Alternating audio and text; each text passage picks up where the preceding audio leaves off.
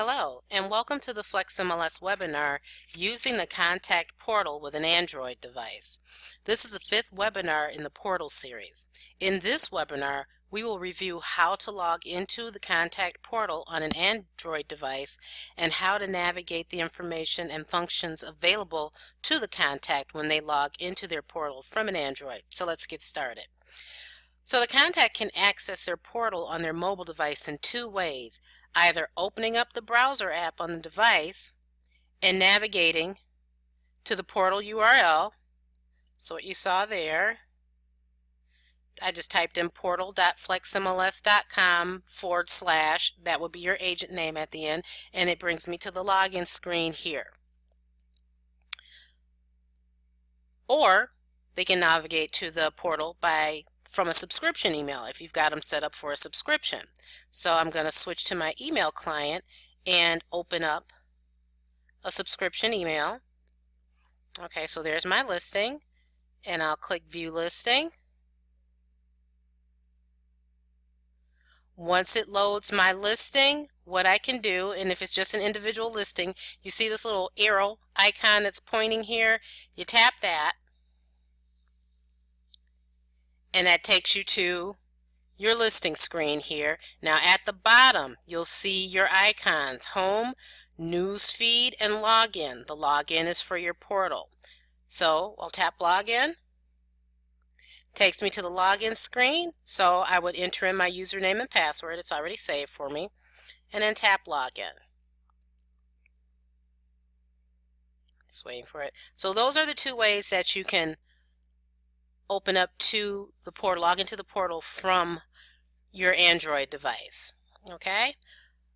Once we log in here, now you'll notice you're not going to have the same visibility as you would on a computer screen because it's an Android. So sometimes you might have to turn the Android to the side, maybe to make things a little bit wider. So you might have to do a little massaging to get things the way looking that you want to. So these are my listings. Okay, so I can tap on any of the listings, take a look at what's going on in the listing here. If I decide that I like the listing, I can save it by tapping the save down here. If I'd like to share it out to a public networking site, if I tap share, this will give me my share options and I can email the listing. Let me just tap cancel. Or if I don't like the listing, let me just pick another one. So I'm just going to back up. This is your back button to take you back to your previous screen. Alright, so I'll just tap on another listing here. So if I open it up and I decide that I don't like it, I can tap the hide and add it to my hidden collection. So that listing is now hidden from my search. You also have a contact agent. So if you're ever on any listing and you want to shoot your agent, they want to shoot the agent, a message, they would just tap on the contact agent. This would be their information. They would type in the message here and then go ahead and send it to you by tapping send. Again, the messages go to two places: your email address of record and to the messages function within FlexMLS. If you click on schedule message in the main menu tree and then my messages. Also at the bottom you'll see these icons, and you can see them on the home screen. So I'm going to go back. Let's kind of start from the beginning there. So at the bottom you have home, search, newsfeed, saved, and more. So tapping home brings you to your newsfeed. One of the places brings you to your newsfeed. Tapping search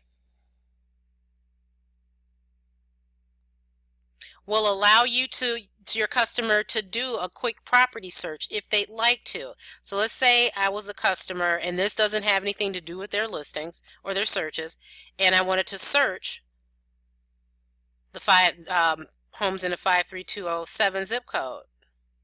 So I could type that in there. You see it's loading. So I tap zip code. So it'll, no listings found. Maybe, let me try something else. No, zip code gets kind of touchy. Let me try a municipality. So I'll type in Wauwatosa. Alright, I'll tap that. So these are the listings that are available in Wauwatosa, and just by typing in a location there, the assumption is that it's single family or inactive. If they'd like to change it, they can tap this filter link here, and they're able to filter using the controls that you see here. Okay, so this is all based on preset fields that they can search on. Okay, moving back down to the bottom, the news feed will bring up the listings that are in their news feed. Saved. This will take them to their listing collections and saved searches. So these are the searches that you have saved to their file and that are set up on subscription. Maybe you have one search there. They can see if it's not set up on subscription. So you may not have set it up, but they can tap on subscribe and they can set up a subscription on a search that you have saved on their contact file.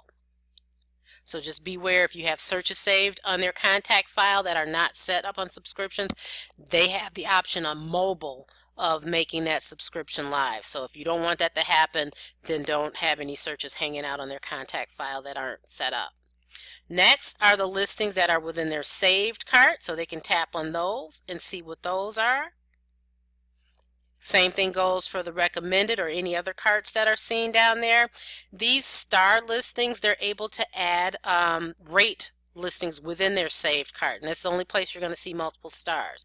So once they add a listing to their saved cart, they're able to rate it by a mildly interested is 1 star, moderately interested is 2 stars, and 3 stars is highly interested. Okay, I'm just going to go back to save. They can open up any of those searches that we saw. So I just tapped on the Milwaukee Community Search. All right, and that little line going across the top lets me know it's loading. All right, so these are the listings that are in that Milwaukee Community Search. Again, I can tap a listing and scroll through the pictures just by swiping. Swipe up on the information. Look at the map. There's a map icon here. Yeah, there we go.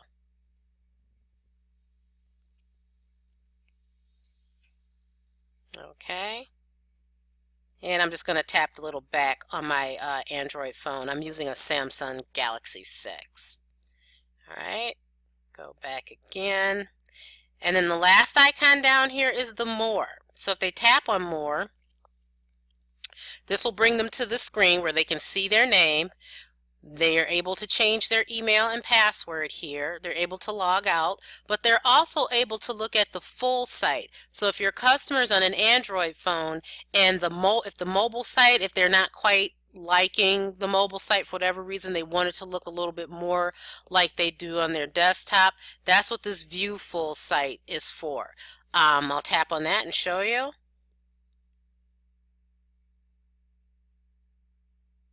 Now the mobile layout, in my opinion, is easier to read. This is more familiar what they're looking at if they're on their desktop, but the icons, they're so small they make it hard to tap. But you can do the spreading or the pinching function to resize. You can still toggle through the report, so you would have to do a little bit more massaging on this part. So if I turn my phone to the side, it's a little better. I can scroll through there. I can tap on any of the tabs there. There's my contact. I just tapped on that. So it looks a lot like the desktop site. In my opinion, it's a little bit more difficult to navigate because the icons are so small and you got to do a little bit more massaging here. But they do have some function over here that they don't over in the mobile site. The print function, they can print, so if their mobile phone or mobile device is set up to a printer, they're able to print. They're able to save their own listing collections. This is not available on the mobile site that we just left from. So if they wanted to check listings over here and then create a collection, they can. Again, the icons are kind of small, so they might have to do a little massaging to get them where they're able to tap directly on them.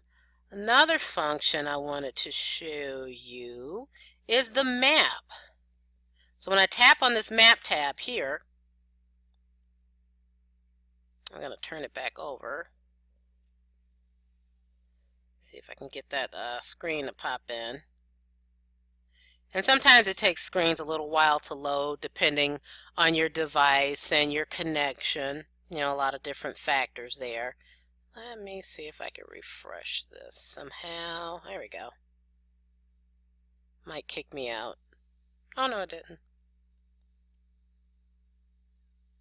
Alright, what I did is I just tapped the refresh, this little icon here, to see if it would straighten my screen out, and it looks like it didn't. So you see the possible issue you might have looking at the full site on a mobile device. Now I'm on a phone. A tablet might be a little bit more different since you're getting a bigger viewing area. You might not have to, futz around with it as much. To get back, if you decide they got over here and they're like, oh, I don't want to be on this site, they can just tap log off, like I just did there, and then they can re-enter their information at the screen. All right.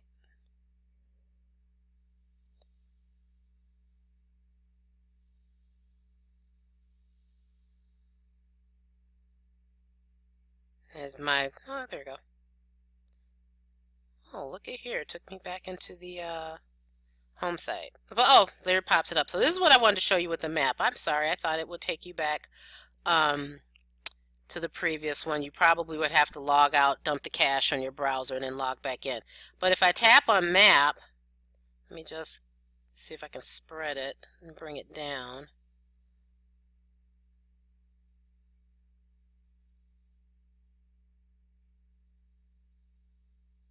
I just tapped on refresh to refresh the screen. Oh, okay, here we go. Looks like it's not that cooperative today. WM, there we go. And log in.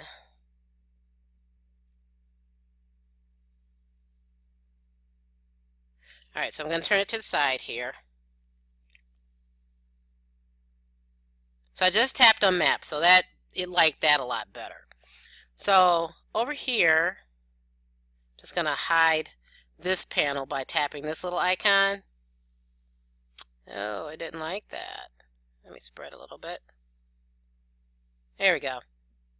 So if they want to see all of the listings at one time on the map, just kind of give them a general area of where things are. The map tab over here does that, versus on the mobile side it's just one listing at a time. So this is just to give you a general idea of how the functions that you can access on mobile work, whether if you want to use the mobile side, which I think is a lot more user-friendly, or you want to switch to the FlexMLS full site, you can. Again, Android devices can differ. They're all different makers, different brands, so everything's not going to be exactly the same between device to device, and we don't know all the devices, so we can't tell you which one is different, which one's better, which one's worse. So it's almost kind of like you got to try to, mess around with it and see. All right.